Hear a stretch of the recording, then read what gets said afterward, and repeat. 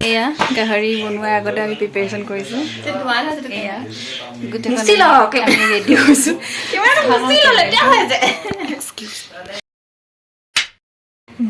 hello' friends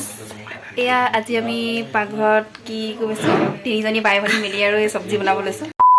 গাহৰি খৰিচা দি এনেকৈ বনাব লৈছোঁ এয়া বইল গাহৰি খৰিচা বইল গাহৰি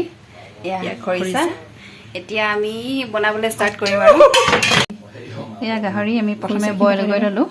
এয়া বইল কৰি লোৱা গাহৰি তাৰপিছত এয়া হ'ল খৰিচা ৰেডি কৰি থৈছোঁ ইয়াত আছে পিঁয়াজ জলকীয়া আদা ৰচুন সকলোবিলাক পেষ্ট কৰি থোৱা আছে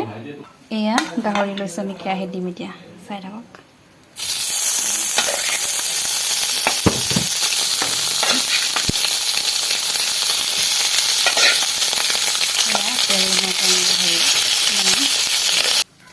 চাওকচোন মাংসখিনি ভাজোঁতে আমি তেল দিয়া নাছিলোঁ কিন্তু এতিয়া চাওক কিমান তেল যে ওলালে ইয়াৰ পৰা এতিয়া আমি কি কৰিম এই তেলখিনিতে আমাৰ আদা ৰচুন আৰু পিঁয়াজৰ যিটো পেষ্ট আছিলে আমি সেইটো তাতে দি দিম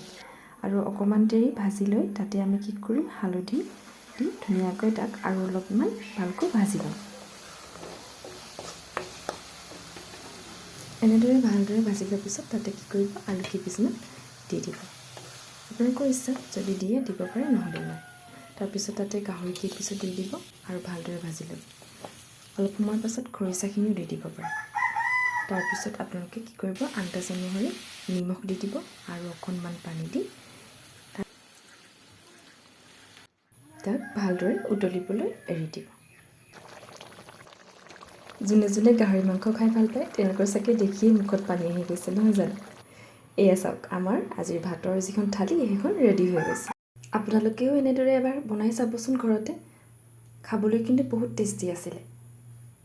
আৰু এটা কথা মই কিন্তু বেলেগৰ দৰে ইমান ভালকৈ কথা ক'ব নাজানো তথাপিও ট্ৰাই এটা কৰিছোঁ আপোনালোকৰ যদি ভাল লাগিছে তেন্তে লাইক শ্বেয়াৰ আৰু কমেণ্ট কৰিবলৈ নাপাহৰিব বাই বাই